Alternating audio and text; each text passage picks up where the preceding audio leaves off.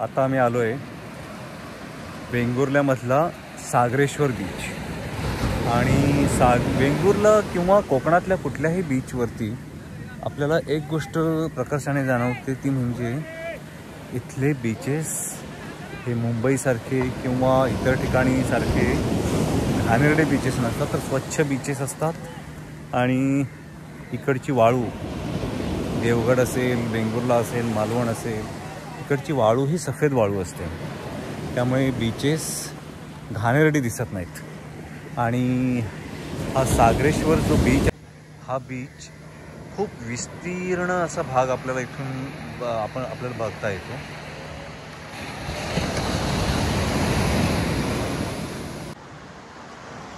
सोड तिला खाली. नाही येणार.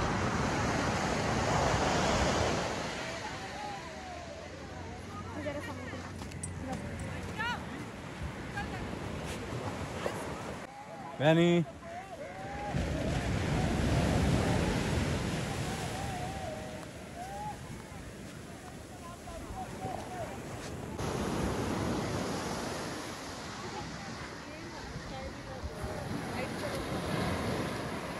इथे मच्छीमारीच्या बऱ्याचशा बोटी इथे लावलेल्या दिसत आहेत. आणि हे मासे पकडण्याचं जाळं. आणि हे इकडे मच्छीमार लोक आता ते जाळं मला वाटतं मच्छीमारीसाठी जाण्यासाठी तयार करतायत.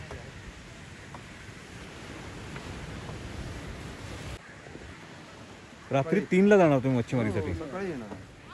ओके. मग हे रात्री 3ला जाऊन तुम्ही येता किती वाजता परत? 7:30-8ला. ओके. आणि ही तुमची मच्छी जी आणता ती मग त्याचं काय त्याचा लिलाव करतात ना? लिलाव होत नाही बाजारामध्ये. कुठल्या बाजारामध्ये? अच्छा, वेंगुर्ल्याच्याच.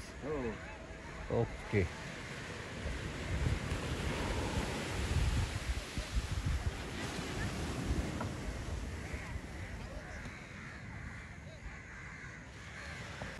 देशभरातल्या सर्व पर्यटकांना मी हेच सजेस्ट करेन, जर बीचेसच बघायचे असतील तर फक्त आणि फक्त कोकणातलेच बीचेस.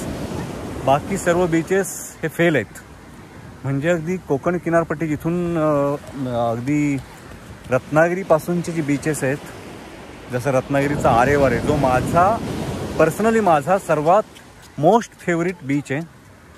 आणि तिथून जी कोकण किनारपट्टीची पुढचे जे बीचेस आहेत, हे सर्व बीचेस हे पर्यटकांसाठी बेस्ट म्हणून मी सजेस्ट करेन. बाकी बीचेस जे आहेत, जे रायगड जिल्ह्यामध्ये वगैरे येतात, तर हे बीचेस ठीक आहेत. म्हणजे आता ते पर्यटनाच्या दृष्टीने खूप जास्त डेव्हलप झालेले आहेत, त्यामुळे गर्दी फार असते, कचरा फार असतो. बट वेंगुर्ले म्हणजे रत्नागिरीपासून जे बीचेस पुढे चालू होतात, हे बीचेस पर्सनली मी सगळ्यांना रेकमेंड करेन, सजेस्ट करेन.